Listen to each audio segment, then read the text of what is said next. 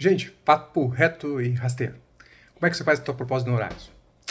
Veja, lá no início da minha advocacia, né, a gente chegava a falar, fazia uma proposta, puxa, quanto que eu preciso para pagar as contas? E era basicamente isso que a gente fazia, que eu fazia como propósito no horários, né? E algumas vezes dava certo e outras vezes não. Eu dou risada porque era triste e era assim. Hoje, claro que não, né? Estou com um pouquinho mais de experiência, 20 e tantos anos de advocacia, você começa a fazer umas propostas mais elaboradas. Mas o que interessa para hoje, para te falar? Quando você vai fazer propósito de horários, eu te pergunto aí, principalmente quem é mais novo, né? Você sabe de todos os aspectos envolvidos para uma contratação? O que eu quero dizer com isso? Quando eu vou fazer uma proposta de horários, eu sei qual é a ação que eu vou distribuir, tá? Ajuizar, quais são os pedidos, qual é a comarca, quanto isso me dará de trabalho, enfim, são uma série de fatores. E daí eu quero trazer um exemplo para vocês muito simples e rápido aqui, sobre uma proposta que pedi para exercício, tá? Quis fazer um exercício com a equipe aqui e acabei pedindo essa ajuda deles aqui para a gente falar sobre propósito no horários. Pois bem, qual era o caso? Caso simples, tá? Enfim, o caso se tratava de um despejo. O despejo de um imóvel em que existiam 3 locatários.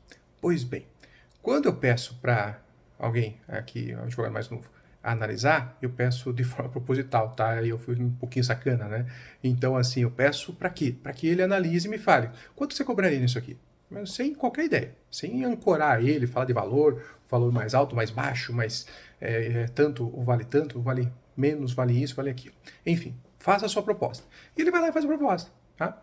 Me apresenta um determinado valor, não interessa qual, tá? Aí eu começo a fazer as perguntas para eles.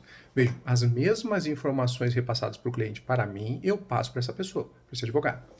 E daí vem em conta a experiência na formulação da proposta no horário. E digo mais, vocês vão ver ao final, fica aí até o final, que você vai ver que no final, quem sabe o advogado mais novo tem mais chance de conquistar esse cliente do que eu, tá? Porque vocês verão ao final dessa nossa conversa. Pois bem, chega lá esse advogado e me está apresentando uma proposta.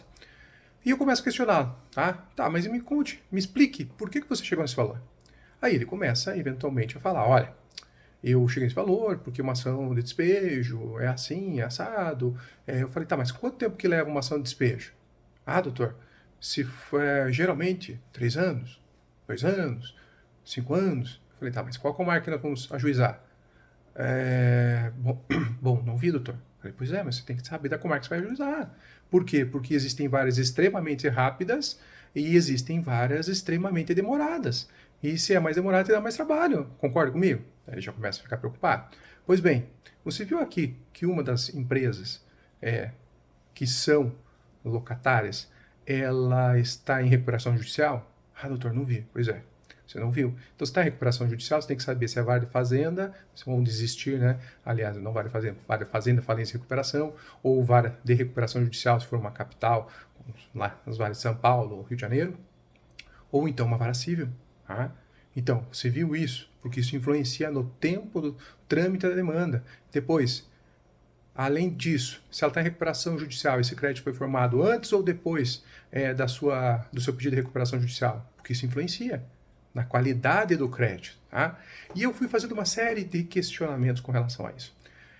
Por que eu digo isso? No final, ele estava com mais dúvidas do que certezas. E essa é a função de um mentor, eventualmente, de alguém que quer te aconselhar. Criar as dúvidas para que você estude, para que você possa, eventualmente, refletir sobre aquilo que está fazendo e daí saber fazer o negócio da forma certa. Tá? Uma coisa é, se você quiser cobrar de uma forma mais favorável, os honorários de uma forma um pouco mais reduzida, por necessidade, porque está começando, porque o cliente só paga aquilo, tá valendo, tá? Tá tudo valendo. Eu respeito, eu também faço isso, fiz isso no início da minha advocacia e vou fazer isso durante toda a minha advocacia, senhores. Não é nenhum demérito. A gente precisa sobreviver, os boletões estão pagando, estão chegando para pagar. Agora, a questão é, eu tenho que ter ciência do que eu vou enfrentar para poder conseguir cobrar o justo, o adequado e poder, inclusive, argumentar com o cliente. Porque quando você levanta todas essas questões para o cliente vai ficar assustado, falando, nossa, ele domina mesmo o que está falando. Então, você dá segurança a ele. Dando segurança, você tem a condição, então, de conseguir, nesse caso, fazer com que esse cliente se sinta seguro para te contratar. Fala, não, eu fui no outro advogado e ele não me falou nada disso. Só na proposta, esse advogado aqui já me passou uma série de eventos. Agora vamos lá para o final, tá, senhores? Porque já ficou aqui, já passei uma parte do recado que eu queria dar. Pois bem, no final, a proposta do advogado novo que veio falar comigo, ela é muito mais, eu diria que é um pouco mais baixa do que a minha proposta. Por que isso? Porque eu levei em consideração todos esses fatos. Eu, quando vou fazer uma proposta, eu já tenho noção da dificuldade do caso, de se eu vou receber sucumbência, se eu não vou, recuperação judicial, não tem sucumbência, vai quebrar, a empresa já tem recuperação judicial, a probabilidade dela é quebrar, como é que eu vou fazer sucesso, pedido de sucesso nisso? Então eu avalio uma série de fatores e nessa série de fatores o meu preço começa a se elevar, porque eu sei da dificuldade do trabalho. Já o advogado que às vezes não avaliou tudo isso senhores, não por desleixo, mas por falta pura de experiência. Às vezes você não passou por tudo que um advogado mais velho já passou. Enfim, ele faz uma proposta mais baixa. E daí, concorrendo comigo, o que o cliente quer? O cliente quer preço. Tá? Basicamente, o cliente quer preço. Não vem me dizer que quer outra. Não. Só naquelas grandes causas e naquelas grandes corporações que ele vai procurar, eventualmente, aqui o diferencial do advogado. Ou quando é impossível de resolver a causa, ele precisa procurar aquele advogado que é muito bom. Mas a maioria dos casos, como nós entramos na internet, pesquisamos lá em vários sites e queremos preço, senhores. Isso é natural, o cliente quer preço, tá? Enfim, ele vai decidir pelo preço. Então, por isso que eu falei que quem tinha mais chance de fechar com aquele cliente era o cliente novo e não eu, tá? Porque se eu não explicar muito bem para o meu cliente todas essas peculiaridades, como antes mesmo de aceitar a causa, eu já sei lá na frente qual ação eu vou distribuir, quais são as dificuldades, como eu me portar, como não deixar a outra parte ter um argumento para eventualmente atrasar ou até fazer com que o pedido seja julgado improcedente. Enfim, se eu não conseguir argumentar e levantar todos esses dados, o cliente vai pelo preço.